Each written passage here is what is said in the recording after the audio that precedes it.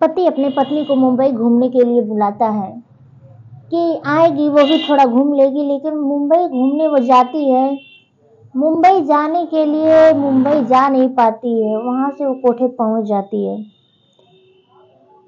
आखिर वो मुंबई के लिए निकली थी, कैसे कोठे पर चली जाती है, इस वीडियो के माध्यम से पूरा जानने की कोशिश करते हैं। आखिर क्या हुआ उसके साथ कि वो मुंबई जाने के लिए निकली, पहुंच जाती है कोठे पर। नमस्कार, प्रणाम, मैं चांदनी यादव और मैं आप लोग को सच्ची घटना सुनाने जा रही हूँ। बेंगलोर से कर्नाटक के बीच में की है और ये वीडियो सच्ची घटना पर है। और आप लोग से ही रिक्वेस्ट है मेरा छोटा सा कि मेरे वीडियो को सब्सक्राइब कर लीजिएगा और ज़्यादा से ज़्यादा सपोर्ट करिए और मेरे लाइक करिए, कमेंट करिए, प्यारा सा कमेंट करिएगा ज़रूर। मेरे लाइक करने से, आप लोग के लाइक करने से मेरा हौसला बढ़ता है और मैं आप लोग को ऐसी कहानी लेकर आती रहती हूँ। तो ये घटना है एक कर्नाटक के और बेंगलोर के बीच की है। एक लड़का जो मुकेश नाम रहता है, उसकी शादी हो जाती है सीमा नाम लड़की से। सीमा नाम लड़की से शादी हो जाती है। मुकेश की शादी होने के बाद सीमा कुछ दिन बीत जाता है तो वो अपनी खुशी लाइफ बिताने के लिए जॉब के लिए तलाश करता है, तो जॉब के लिए मुंबई जाता है। इंटरव्यू देता है, इंटरव्यू एक ऐसे कंपनी में इंटरव्यू देता है कि दे करके वहां से आता है। कुछ दिन बीत गया, बीतने के बाद वहां से कॉल आता है कि आपको जॉब के लिए एक्सेप्ट किया गया है और आपको यहाँ पर आना पड़ेगा। तो ये लड़का जैसे ये बात सुनता है, उसका दिल उछल जाता है और वो खुशी से झूम उठता है कि मुझे इतने बड़े शहर में कंपनी में काम करने के लिए मौका मिला है। अपनी वो खुशी का एहसास नहीं कर सकता कि वो कितना खुश था। वही बात अपनी पत्नी से कहता है, घर वालों से कहता है, पत्नी से कहता है अब मुझे मुंबई जाना पड़ेगा और अच्छा खासा पैकेज दे रही है और अपना परिवार हम एक अच्छा से यापन कर सकते हैं, मुझे जाना होगा। यही कह कर के अपनी पत्नी से कह के निकल जाता है मुंबई के लिए। अभी शादी उनका 40-45 दिन हुआ होता है, ज़्यादा दिन नहीं होता है। जाने के बाद जब वो वहाँ चला जाता है तो 1 महीना बीत जाता है। बीतने के बाद अपनी पत्नी के पास कॉल करता है, कहता है कि मैं सोचता है तुम भी आओ मुंबई घूम लो। और ये सुन करके उसकी पत्नी जो रहती है इतना खुशी हो जाती है, क्योंकि उसका बचपन का सपना जो रहता है वो पूरा होने लगा था। सोची कि जिसको मैं सपनों में देखती थी आज मुझे पूरा होने लगा है कि मैं भी मुंबई शहर में जाऊंगी। ये बात से वो बहुत खुशी होती थी।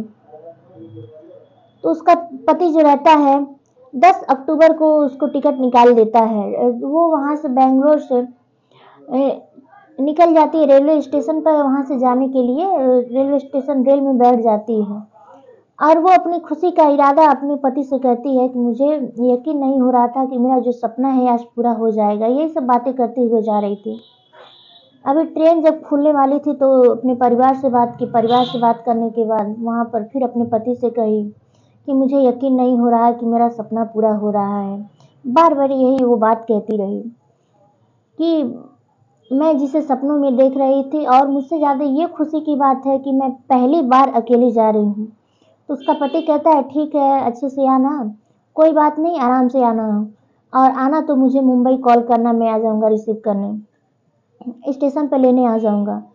तो वहाँ ये सब बात करते हुए अपने पति से जब बैठ कर जा रही थी तो वहाँ उसकी नज़र एक आदमी पर जाती है और वो जब आदमी ये सब बात सुनता है तो आपस में 2 लोग थे, कानाफूसी करने लगते हैं।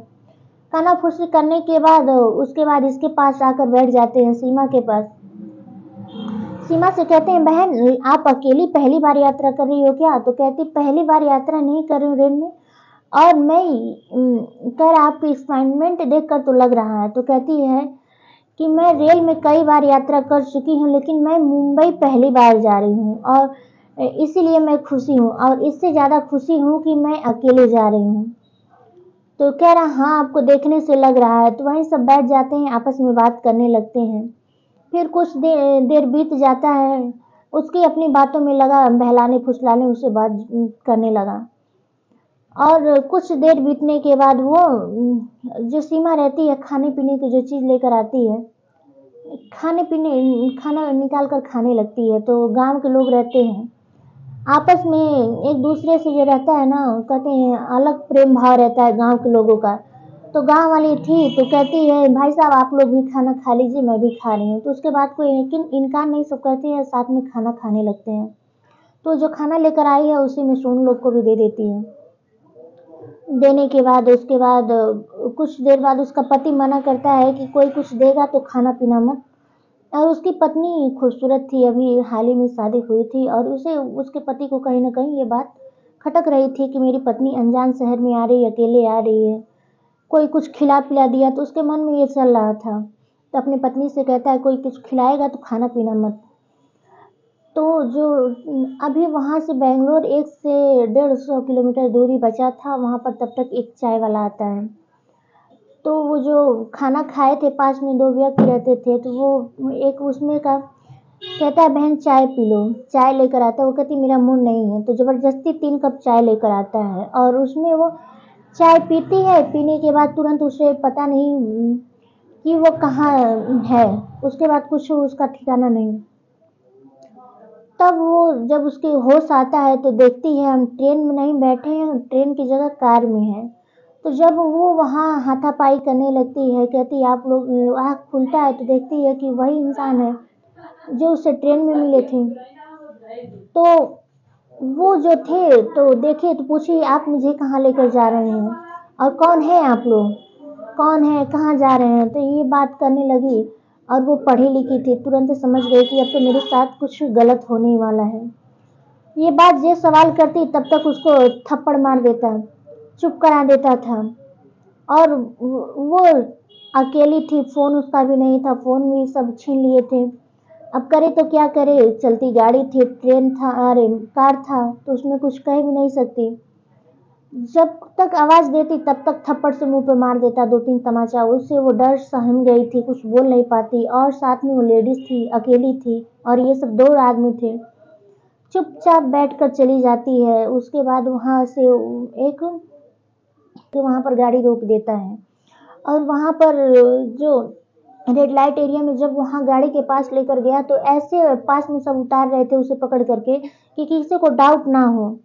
और वो उसे आधा होश आया था, आधा देह आलसी पड़ी थी, तो उसको पकड़ के दोनों तरफ से उतार रहे, सब लेकर गए वहां। लेकर गए तो जब वो कोठे की मालकिन जो रहती है वो आती है, उन दोनों व्यक्ति, कोठे की मालकिन का नाम सुनीता रहता है। सुनीता पुजारी कोठे की मालकिन रहती हैं। उन्हें पैसे के लिए डिस्कस करने लगते हैं सब आपस में। तो वो करे तो क्या करे, अब कहती है कुछ बोलेंगे तो कहीं भाग भी नहीं पाएंगे, क्या करे, मजबूरी है, चुपचाप सुनती है उन सबकी बात की। डिस्कस करने के बाद 40,000 में तय सब कर लेते हैं उसको। उसके बाद वो पैसा दे देती है, देने के बाद वो सब चले जाते हैं। जो सुनीता कोठे की मालकिन रहती है वो अपने मालिक आदमी के हवाले इसको कर देती है। आदमी जब पकड़ के जबरदस्ती लेकर जाने लगे तो वो जबरदस्ती तो उसे हाथापाई करती है, तो वहाँ सब उसे मारते हैं, मुंह में कपड़ा डाल देते हैं, डाल के मारने लगते हैं कि आवाज़ ना बाहर जाए। ऐसे लेकर गए सब अंदर। ऐसे कुछ दिन करने के बाद कुछ दिन 14 दिन बीत गए। तब वहाँ पर एक कस्टमर आता है, कहता है कि मुझे एक कोई नई लड़की चाहिए, नई लड़की चाहिए। तो वहाँ से वो जो रहता है व्यक्ति कहता है कि नहीं, वो कोठे की मालकिन कहती है कस्टमर तो भगवान समान होते हैं, इन्हें क्या करना। तो वो उसे मारती है, सुनीता को, कहती है मुझे छोड़ दीजिए, मैं ऐसी वैसी लड़की नहीं, मुझे कहाँ लेकर आए हैं। चीखती है, चिल्लाती है, लेकिन वहाँ कौन सुनने वाला है। तो एक दिन 14 दिन बीत गया। उसके बाद एक कस्टमर आता है, कहता है तब जितना वो मुँह मांगती है उतना मुँह मांगी कीमत देता है। कहता है मुझे एक नई लड़की चाहिए। तो वो मालकिन सोचती है कि कस्टमर तो भगवान समान होते हैं, तो भगवान को कैसे मना कर सकते हैं। उसके बाद वो उसके हवाले करती है, बोलती है जा कर के सीमा से कि चुपचाप चली जाना, वो कस्टमर है, उसको खुश करना है, यही तेरा काम है, अब यहाँ से तुझे कोई छुड़ाने वाला नहीं है। अब वहाँ से वो करे तो क्या करे। तो वहाँ से वो चली जाती है। जाने के बाद वहाँ चुपचाप पड़ी रहती है। तो वो जो कस्टमर रहता है तो उसे वो अपने पास लेकर जाता है। तो जाती है तो उसे वो जा कर के पैर पड़ने लगती है, कहती है भैया मुझे, मैं ऐसी वैसी लड़की नहीं हूँ, मुझे मुझे यहाँ से बचा लीजिए, रोने लगती है। कहती है मुझे 14 दिन बीत चुका, कोई मुझे टच नहीं किया है, मैं आपसे रिक्वेस्ट करती हूँ। बहुत रिक्वेस्ट करने के बाद वो उस पर तरस आ जाता है। कहता है कि बोलो मैं क्या तुम्हारी मदद कर सकता हूँ। कहती है बस बस मुझे मेरे पति के पास पहुँचा दीजिए। तो वो अपना फ़ोन देता है, फ़ोन से अपने पति के पास कॉल करती है। कहती है तो पति के पास कॉल करती है। उसका पति तो वैसे ही परेशान था। जब वो रेलवे स्टेशन पर नहीं पहुंची तो बेंगलोर से कर्नाटक तक जितने सीसीटीवी थे वहां पर गुमशुदा का एफआईआर कराता है। उसके उसके बाद वहां पर ढूंढा तो नहीं पता चला। ये तो वैसे परेशान था अपनी पत्नी को लेकर के। तो जो वहां से जितनी दूरी कम था वहां से सीसीटीवी कैमरा से देखा, बेंगलोर में देखा कि वहां से वो ट्रेन से निकली है, सीसीटीवी कैमरा में दिखा रहा है। फिर उसके बाद वो कस्टमर के पास कॉल करता है, पुलिस स्टेशन पे एफआईआर लिखवाता है गुमशुदा का। पुलिस भी जांच पड़ताल करती है लेकिन उन्हें भी कुछ हासिल नहीं होता है। जब वो वहां रहे तब ना कुछ मिले उन्हें। तो ऐसे करने के बाद वो एक तो वैसे ही बहुत हैरान परेशान था, मिल नहीं रही थी, कुछ पता नहीं चल रहा था कि रेलवे स्टेशन से उतरे तो कुछ उसका कुछ पता चले। करने के बाद जब वो अपनी पत्नी को नहीं पाया तो एकदम सोच में परेशान में हो गया कि अब करे तो क्या करें, घर वालों के क्या जवाब दूंगा कि मेरी गलती थी, मैंने उसे अकेले बुलाया, अपने आप को कोसता रहा। लेकिन तभी सीमा का फोन जाता है तो जैसे उसका आवाज़ सुनता है उसका तो दिल रो उठता है, खुशी से रो उठता है। कहता तुम कहाँ है? वो कहती है मुझे बस मैं जहाँ भी हूँ जैसे भी हूँ बहुत ख़राब हालत में हूँ, मुझे बस यहाँ से बचा लीजिए, मैं यही जानती हूँ। तो कहता है ठीक है तुम कुछ कहना मत, मैं अब देखता हूँ क्या करूँ। तो जब बताती है कि मैं यहाँ पर ऐसे हालत में हूँ तो उसका पति जो रहता है तो उसे अपने अपने आप को भी बचाना था, सीमा को भी बचाना था कि उसे आप कोई आपत्ति ना आए। एक तो कोडेड लाइट एरिया रहता है, वहाँ जाना आना बहुत मुश्किल रहता है। तो वहाँ एक ग्राहक के तौर पर जाता है कहता है कि मुझे एक नई लड़की चाहिए। जितनी लड़कियां कोठे वाली मालकिन रहती हैं दिखाती हैं, दिखाने के बाद सबको रिजेक्ट कर देता है, कहता है कि अब मैं क्या करूं। कहता है मुझे इसमें से कोई लड़की अच्छी नहीं लगी। तो वो दूसरी बार कहता है कोई और नई लड़की लेकर आओ। तो वो जो मालकिन रहती है कहती क्या हुआ, ये भी तो एक नई लड़की है, शादीशुदा है, मैं जानती हूँ, ये तो नहीं जानता ना, देखने में तो अभी कुंवारी ही लग रही है। तो कहती पैसा ले लेते, पैसा से मतलब है, क्या मतलब है। तो उसे वो दिखाती है। तो जैसे जब सीमा अपने पति को देखती है तो नजर झुका करके खड़ी रहती है चुपचाप, और जैसे वो उसका पति वहां पर लेकर जाती है, अपने कमरे में लेकर जाता है उसे रात बिताने के लिए, तो वो तो उसका पति रहता है। देख के दोनों गले लग करके रोने लगे। तो वहां से अब कैसे निकाले ये तरीका ढूंढ रहा था। पुलिस के पास तुरंत कॉल करता है, कहता है कि मैं यहाँ पर हूँ और मेरी पत्नी यहाँ इस हालत में है। चारों तरफ से वहां पर पुलिस आती है। पुलिस उन दोनों को कोठे की जितनी मालकिन रहती हैं, दो मालकिन रहती है, दोनों को गिरफ्तार कर लेता है। वहां से 40-45 लड़कियां रहती हैं, सबको रिहा कर देता है। एक बताइए एक की वजह से कितनी लड़कियों की जिंदगी आबाद हो गई।